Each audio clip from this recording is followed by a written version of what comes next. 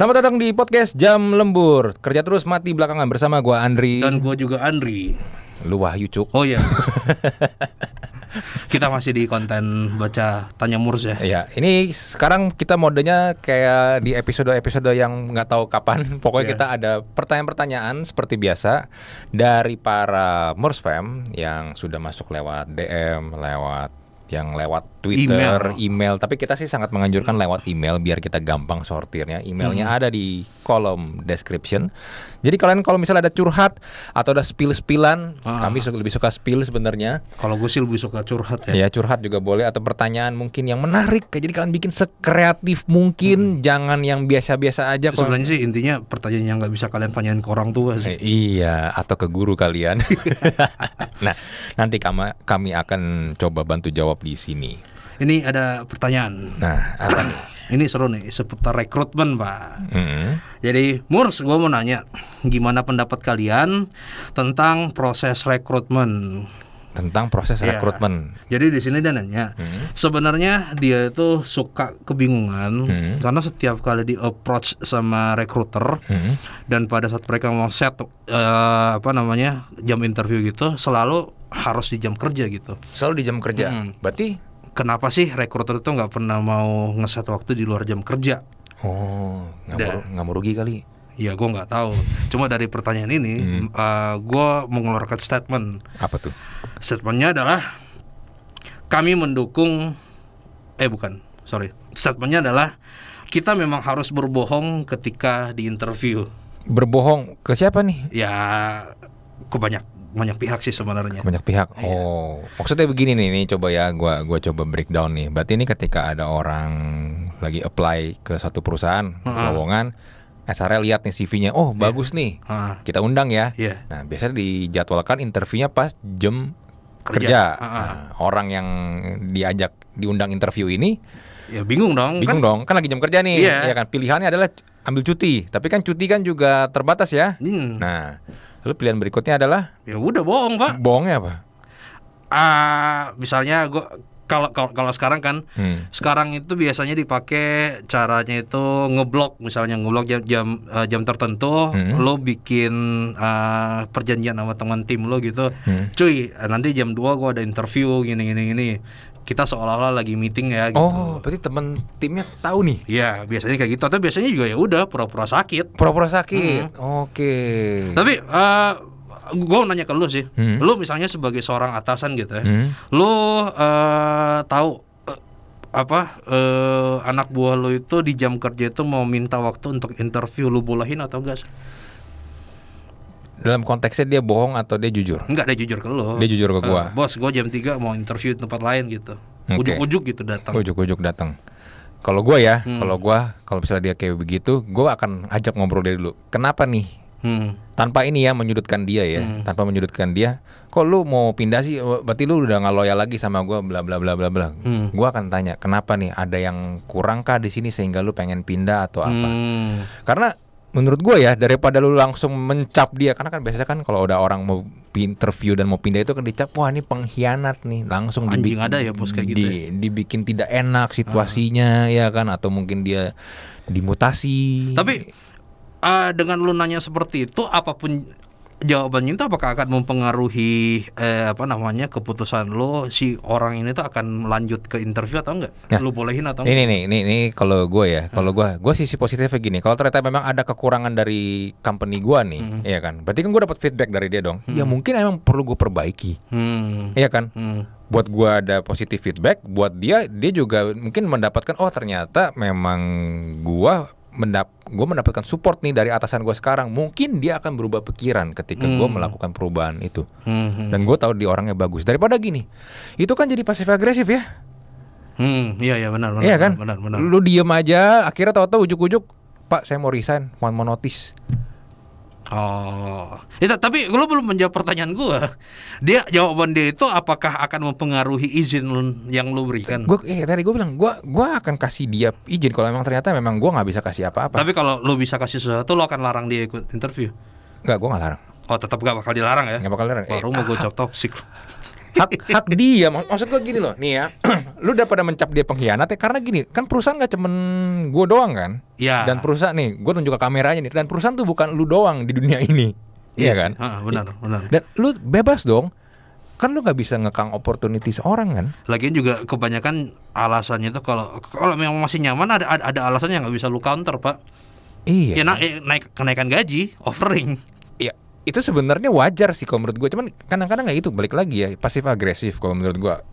Kalau udah masalah nego gaji, promosi itu tuh terlalu tertutup, terlalu tertutup. Jadinya tuh kadang-kadang nih satu sama lain nggak boleh tahu gajinya si ini berapa, si ini berapa. Oh iya.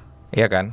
Yang sebenarnya kalau menurut gua nih ideal ya kalau memang dia memang berprestasi, dia memang punya achievement, dia memang kasih lu kontribusi banyak, ya wajar dong gaji dia gede. Iya. Iya kan? Kalau yang ini kurang, kerjanya males, ya gaji dia lebih kecil, menurut gua oke.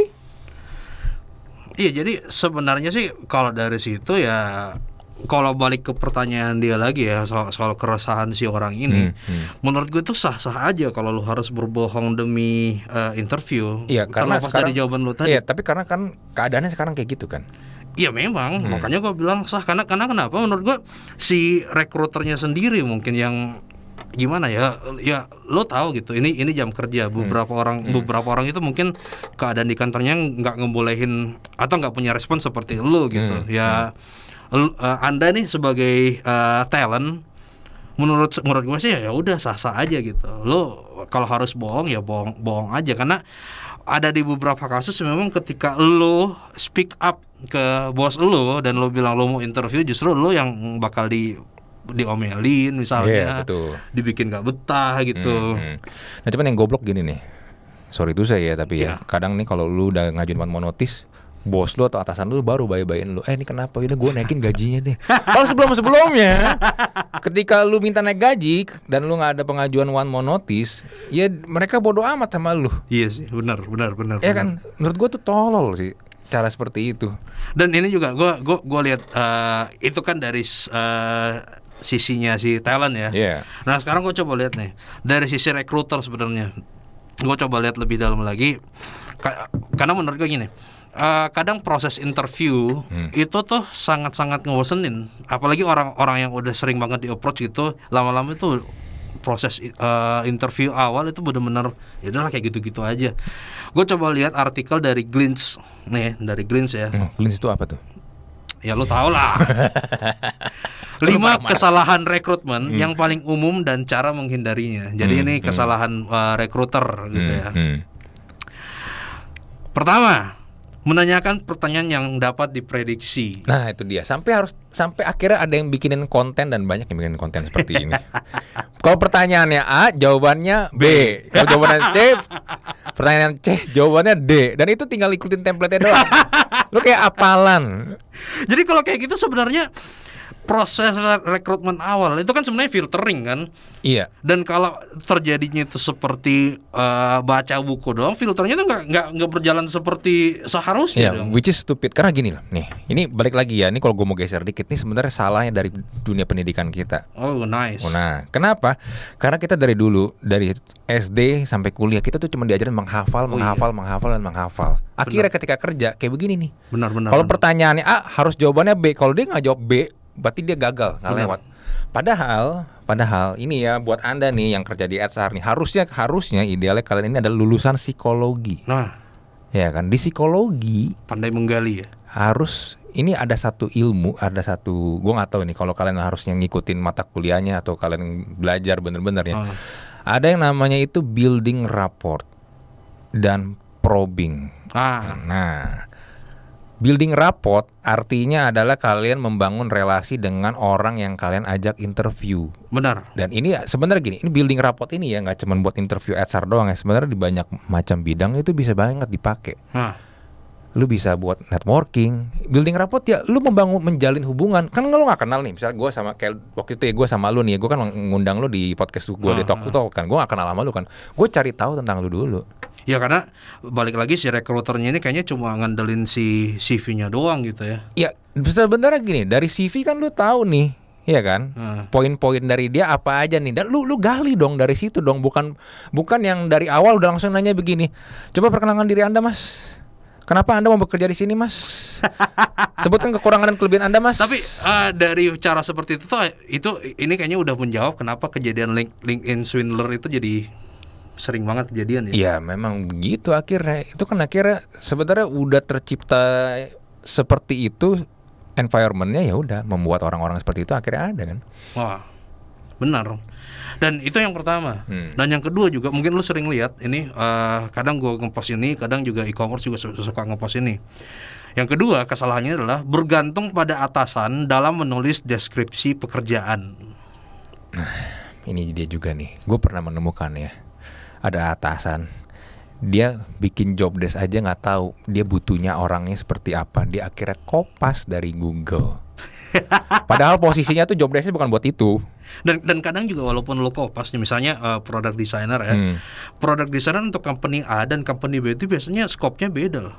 Ya sebenarnya beda-beda kan, tergantung kebutuhan skalanya, dong, tergantung kebutuhan dong dan skala perusahaan. Iya kan. Jadi gini, gue pernah lihat nih ya, gue coba, gue blog, gue copy, gue paste ke Google Search, nongol sama percis kalimatnya, padahal kebutuhannya bukan itu. Nah, itu kan juga sebenarnya fungsinya sebagai filtering ya. Iya, jadi filtering. Dan akhirnya goblok kayak gini kan, ketika dia di interview, kandidat di interview, dia bilang ini nyarinya ini, job desk-nya ini, tapi kebutuhan ketika lagi ngomong sama usernya kok nggak matching. Ya, karena itu lu kopas cu. Itu. Dan ini juga gue baru baca juga nih. Jadi gue baru lihat artikel juga pas mau syuting sih. Ini gue juga kaget loh ini. Yang ketiga, tidak melihat kandidat yang sudah mendaftar melalui berbagai platform. Ini gue jelasin dulu ya. Salah satu cara untuk mempublikasikan lowongan baru di perusahaan Anda adalah dengan membuka lowongan pekerjaan tersebut di berbagai job portal. Namun seringkali Anda mungkin hanya membuka lowongan pekerjaan namun tidak melakukan pengecekan akan kandidat yang sudah melamar dan memberikan update lamaran mereka. Lu tahu nggak kalimat oke, CV kamu kami simpan dulu, CV kamu kami simpan untuk database segala macam. Tapi ternyata temuan dari Glints ini tuh mematahkan dongeng-dongeng itu. Ternyata ya udah, kalau lu lihat job lowongan kerja gitu, belum tentu data lo dibuka juga sama memang lu gini nih, gue kan pernah juga ini yang ngerekrut orang lah ya, tapi kan as a user ya, gue sambil lihat sebarang HR gue lah, itu banyak banget kan, memang banyak banget ketika lu misalnya saya job street lah, ya kan, lu buka itu banyak banget yang masuk kan, bisa ratusan, bisa juga puluhan, tergantung ininya kan, yang ngelamar berapa. Itu nggak bakal lu simpenin semua, percaya sama gue. Malah kadang dicuekin ya. Dan lucunya juga kadang-kadang gini, ini juga menurut gue nggak efisien ya. Di CV udah ada, lu disuruh lagi isi form. Isi form yang sebenarnya form itu menurut gua itu dibutuhkan ketika ini orang udah diterima nih. Iya kan? Karena benar. Itu kan banyak data-data pribadi tuh, kayak misalnya nomor KTP, apalagi segala macam bla bla bla. Tapi lu disuruh isi form tuh di awal. Yang mana sebenarnya isi form itu juga isi dari CV. Dan ketika lu kirim, apakah lu save, lu filing dengan baik? Ya gue nggak tahu sih, karena beberapa HR juga keluhannya dia ya, karena pekerjaan kita banyak, kita juga sibuk, kita nggak sempat membaca CV lo gini-gini. Iya, karena lu dibayar untuk itu kan? Iya, karena lu dibayar untuk itu dan Anda tidak bisa mengerjakan secara efisien dan efektif. Ya ujung-ujungnya nanti CV kita lagi yang disalahin. Cara lo nulis CV itu terlalu ribet segala macam. Iya. Sudahlah. Ya, jadi kesimpulan apa nih? Kesimpulan gua ya nggak ada sih, kita nggak ada kesimpulannya sih sebenarnya. Cuma kalau menurut gini, kalau balik lagi ke pertanyaannya, sebenarnya kalau lu memang harus berbohong ketika lu harus interview, lu harus menghadapi tawarannya rekruter, kalau memang harus bohong ya udah bohong aja. Iya, atau kalau nggak gini kan, lu nggak punya tanggung jawab moral untuk itu. Atau kalau nggak sebenarnya kan bisa kan HR-nya ini meng-switch itu, let's say ke hari Sabtu atau Minggu yang orang notabene nggak kerja. Belum tentu orangnya mau juga sih. Iya, ya tapi balik lagi nih ya, mungkin sebagai closing juga, kita pengen supaya karyawan kita tuh jujur, ya kan. Tapi sekarang lu ketika mengundang orang untuk wawancara, lu mau memaksa orang ini untuk berbohong ke perusahaan itu. Gitu. Ya. Jadi jalan keluarnya kalau bisa di luar jam kerja aja lah. Iya, mending di luar jam kerja atau jam lembur kayak kita nih. Ya udahlah. Kita tutup aja lah ya. Ya. Gua Andri, Gua Wahyu. Kita jumpa lagi di podcast Jam Lembur berikutnya. Jangan lupa kirimkan email curhatan kalian ya. Ya, di emailnya Mors di kolom deskripsi. Bye.